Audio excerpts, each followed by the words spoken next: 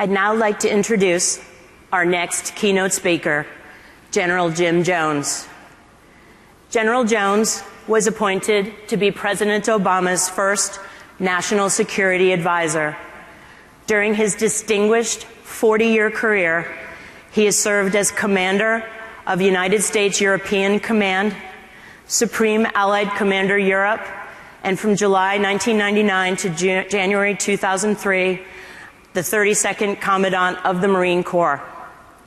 Currently, General Jones is chair of the Jones Group International, where he consults on energy security and international energy policy. He also serves as a senior fellow at the Bipartisan Policy Center, where he is co-chair of BPC's Energy Project. It's my pleasure to welcome to the stage General Jim Jones.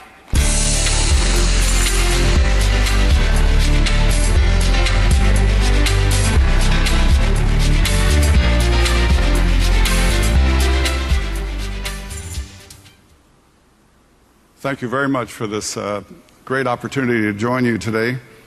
I'd like to thank Dr. Cheryl Martin for her, not only her outstanding presentation, but her stewardship and service to the nation in these very, very interesting times, particularly where it relates to energy. I'd like to extend my deepest appreciation to everyone here for your commitment to ARPA-E's vital mission, the momentous work of producing a better energy future, not only for our country, but for the world. We measure energy efficiency in almost every walk of life today, including the world of golf. And did you know that the average American golfer walks about 500 miles a year? And during those 500 miles, the average American golfer consumes about 10 gallons of alcohol, which means that the average American golfer gets about 50 miles to the gallon. As I survey the economic and security landscape, I'm not sure that we face a greater issue, an issue with greater influence on domestic and international security today than energy. Indeed, throughout history, in war and peace, poverty and prosperity, these things have been inextricably linked, connected to the demand and control of access to energy. After all, there's a reason that Saddam Hussein attacked Kuwait, touching off 20 years of international tension and war. There's a reason the Fifth Fleet is still in Bahrain to protect shipping and keep the Straits of Hormuz open in the Persian Gulf. There's a reason that one of Osama bin Laden's decrees was to attack energy infrastructure abroad to hurt the West. There's a reason that Al-Qaeda has moved on from the Afghan-Pakistan border regions down to Yemen, across the Red Sea to Somalia, into North Africa, into Mali, with a destination perhaps of Nigeria. And that reason is, at least in part, access and control of energy. And there's a reason that Iran today threatens occasionally the Straits of Hormuz and has the funds to fund terror abroad and pursue nuclear arms gambit, while ignoring the legitimate needs of their population for freedom and modernity. There's a reason that world economies remain susceptible to upheaval in the Middle East and Africa. And that reason is energy and the enormous power it confers on those who have it and control it, and the vulnerability it spells for those who do not. In the 21st century, a time defined by global trade, rising standards of living, and a growing demand for energy, ample, affordable, diverse, and sustainable energy, will continue to be a geopolitical linchpin of peace and stability. If you haven't seen it yet, you might want to take a look at the National Intelligence Council's Global Trends 2030. The report identifies the main drivers of global security over the next 17 years. It is as much a report on energy and natural resources as it is on security. And the two have, in fact, become virtually synonymous. Quite simply, it's my belief that energy will remain the flywheel of the international economic system and will continue to define global security and its landscape. My interest in the energy field as a security issue stretches back to my tenure as the operational commander for NATO forces. It was during that time that I listened very intently to Osama bin Laden as he threatened to attack the soft underbelly of our markets, and that is access to energy.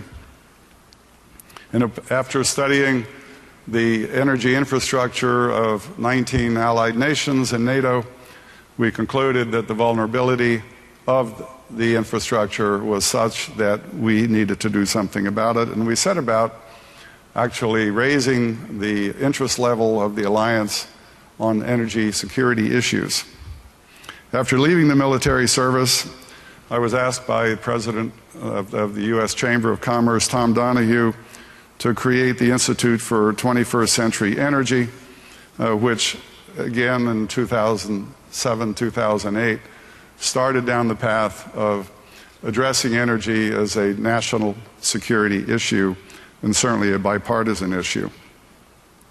And again, while serving as National Security Advisor for 2 years, I tried to include energy as at the forefront of national security issues that we discussed. And today, I have the privilege of continuing to focus on energy both in my private life, having started a company focused on energy policy and development, and as Cheryl mentioned, as co-chair of the Bipartisan Policy Center's Strategic Energy Policy Initiative. This initiative, of which I am one of the co-chairs, the others being former Senators Lott and Byron Dorgan, and Mr. Riley, representatives across the energy spectrum of energy stakeholders. Our goal is to produce a comprehensive energy strategy, increase the diversity of supply, promote energy productivity, spur innovation, and improve our policymaking architecture. Having Bill Riley aboard as a former EPA administrator is certainly one of our key teammates. Last November, we released the first portion of our report. We set forth recommendations to organize our government more effectively, to develop and execute coherent, strategic, I emphasize strategic, energy policy. And the timing for such reform, in my view, could not be better than it is today. Not long ago, the energy debate in Washington centered on very dire predictions of peak oil and how best to manage scarcity. With the advent of a natural gas and tight oil renaissance, the conversation has indeed undergone a turnaround in a remarkably short period of time. I believe that energy has the potential to be one of the nation's good news stories that defines our time, because within our grasp is a golden opportunity to achieve true transformative national and international energy security that will markedly improve our country's prospects in every aspect of our national life. We can, if we are wise, transform our nation's global competitiveness by harnessing a marvelous new energy abundance, an opportunity to reinvigorate our national economy and our ability to lead on this issue globally. I suggest we focus on energy security as opposed to energy independence. To me, energy independence is an isolationist term, and words matter very much when you talk about national objectives. But whatever we choose to call it, the fact remains that despite the enormous promise inherent in the nation's raw energy abundance, and I count wind and solar energy in that mix, success is not assured. The truth is that energy security will remain a mirage unless we organize ourselves effectively to nurture and bring this budding energy renaissance to full blossom. History teaches us that that's not an opportunity to be taken lightly. The troubling reality is that 50 years ago, after the Arab oil embargo, the United States still has no comprehensive national energy security strategy, and our government remains poorly organized to design and implement energy policies that meet the demands of the 21st century. It astounds most people to know that there is no single senior federal official specifically accountable for developing and implementing national energy strategic policy. The multitude of our laws, our programs, and responsibilities bearing on energy security are dispersed across a vast federal complex that's as uncoordinated with itself as it is with state and local policymakers. Perhaps Senator Byron Dorgan of North Dakota, one of my co-chairs, said it best at the BPC's press conference in which we rolled out our governance recommendations, and I quote, "National energy policy today is like an orchestra without a conductor," unquote. The situation bears a striking resemblance to the similar problems that plagued us for many years with a multi-headed, stovepiped intelligence community.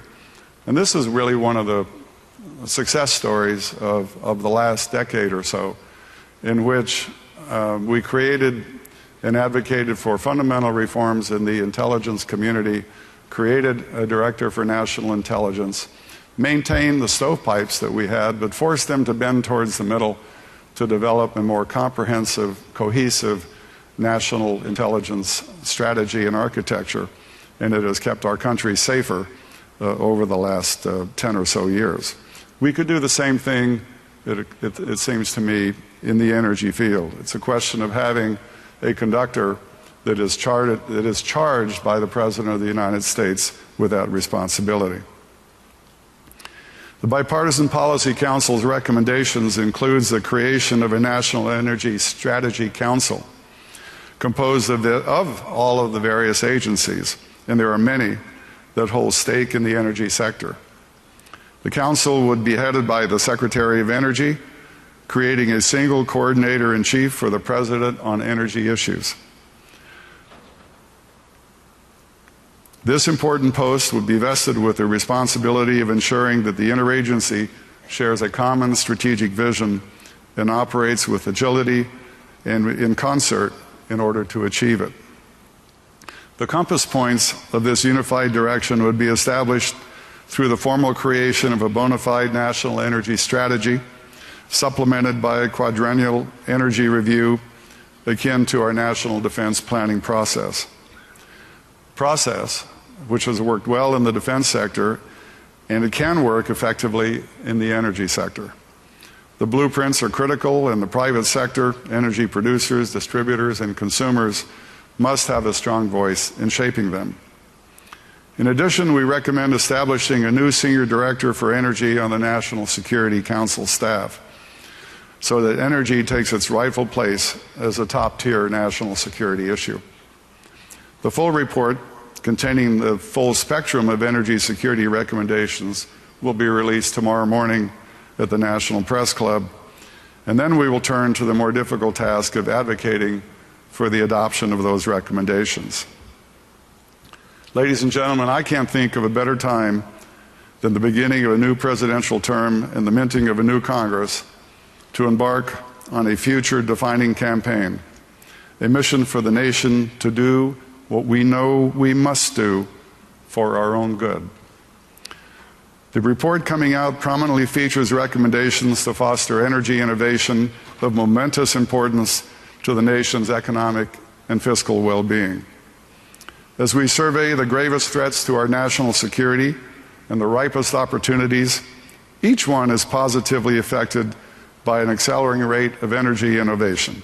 This includes our needs for jobs. We've seen the wellspring of opportunity produced by the natural gas renaissance, ushered in by innovations in fracking and 3D imaging.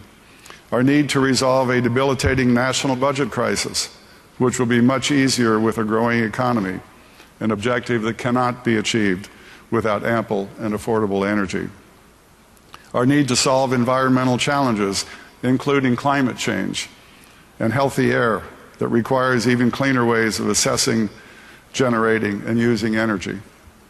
Our need for greater energy sufficiency so the United States is not held hostage to disruptions due to the decisions of international oil cartels, nationalized energy companies, terrorists, or tyrants. Satisfying each of these needs requires innovation, the fountainhead of America's economic strength and future prosperity. At the vanguard of this creative process is the Advanced Research Projects Agency Energy, ARPA-E, an engine of innovation instrumental to reinvigorating America's competitive edge for the long haul. Last year, I was honored to support, along with the American Energy Innovation Council, in the fight to safeguard ARPA-E funding. Like the Defense Advanced Research Projects Agency, which developed transformative innovations such as the Internet, GPS, and stealth technologies, ARPA-E provides the sustained focus and the disciplined expertise to produce the game-changing energy breakthroughs we must have in order to succeed in the 21st century. ARPA-E performs its missions marvelously by fostering a lean, nimble, risk-taking, results-oriented culture of innovation. Despite the great start of this fledgling enterprise, we know that challenges abound, and they are formidable. How to make research dollars go further, how to prioritize projects better, how to partner better, and how to produce better results when the administration, Congress, and taxpayers rightfully demand efficiency and productivity from public expenditures. That's as it should be. With that goal in mind, I believe strongly that support for ARPA-E is among the best investments that the federal government can make to sustain America's growth, prosperity, and security in the years to come. For that reason, we must continue the fight for ample funding and the nation's full support for their programs. My favorite saying as a longtime worker in the Pentagon is that a vision without resources is a hallucination. So let me emphasize that we must carry on this fight, not despite budget problems, but because of them. The innovation of advanced energy products, services, and solutions is a path to job creation, a path to better pay for our workforce, a path to greater tax revenues, and a path to keeping our country strong, economically competitive, and secure for years to come. Simply stated, a commitment to energy innovation is a commitment to America's long-term prosperity and a better world with American leadership at the forefront.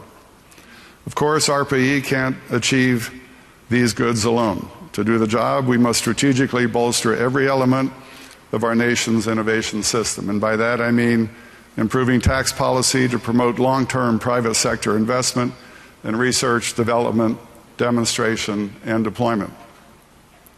Revolutionizing STEM education to ensure that our students' body and our workforce are the most capable on the planet. Promoting our national labs and technology clusters, instrumental for catalyzing innovation and moving applications to market. And modernizing our patent system. We have much work to do in each of these areas and others. I've been proud to having spent my adult life focused on helping America's place in the world to build a better future for our children, all children. But there's much I worry about regarding our future, and chief among them is that American greatness seems to be something that too many of us regard as a right rather than a privilege. A prosperous and secure America, an America that remains a nation of great consequence in a world that still needs and in fact demands our leadership, is not manifest destiny. It's an earned destiny. It is earned by our adherence to principles, by our vision, by our example and hard work, and by America's unceasing innovation in energy in every sense of that term. Thank you for being here, and thank each of you for your contribution to making our future a proud one. The future our ancestors would approve of, and most importantly, a future worthy of the highest aspirations we have for our children and the kind of world they will inherit from all of us. Thank you very much. Thank you.